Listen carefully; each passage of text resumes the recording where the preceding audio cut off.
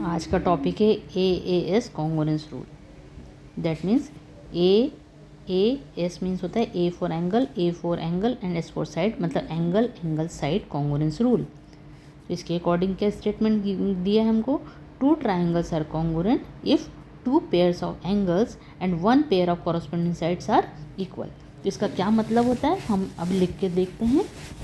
हमारे पास two triangles बोले हैं, तो हमारे पास दो ट्राइंगल है, ट्राइंगल ABC और दूसरा ट्राइंगल दिया है ट्राइंगल PQR। ये कह रहे हैं ये दोनों ट्राइंगल कॉन्ग्रुएंट होंगे यदि टू पेयर ऑफ एंगल्स मतलब कौन कौन से लिए हैं हमने, ट्राइंगल ABC का एंगल B, ट्राइंगल PQR का एंगल Q, ये दोनों आपस में इक्वल है। दूसरा ट्राइंगल ABC का एंगल C, ट्राइंगल PQR के एंगल R के इक्वल है।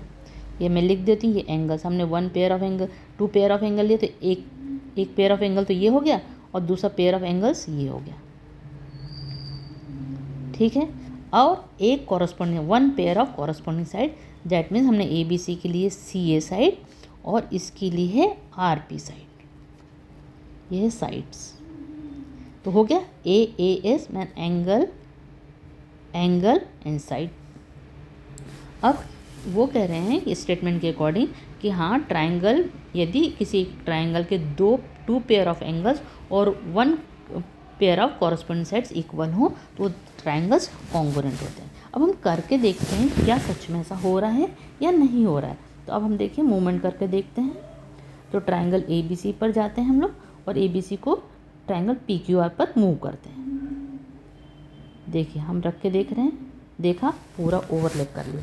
इसका मतलब यदि ट्राइंगल कॉन्ग्रुएंट होते इसका मतलब all corresponding sides are equal and all corresponding angles are equal. इसका मीनिंग क्या है, अब इसका मीनिंग ये निकलता है, यहाँ पे देखिए मैं पहले मुंह पर ऊपर रख दूँ फिर देखिए आप। हाँ, इसका मतलब ये हो रहा है, हमने ओवरलैप करके देख लिया है।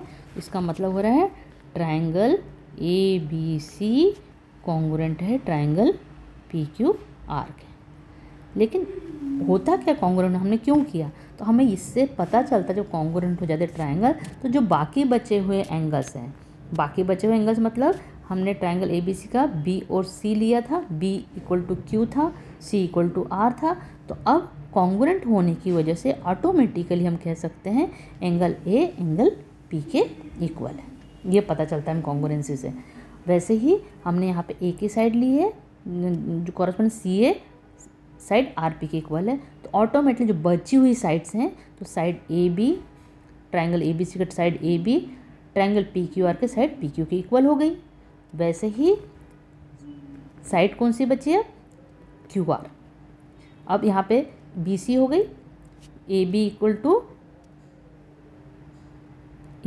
PQ और अब बची BC इक्वल टू हो गई QR।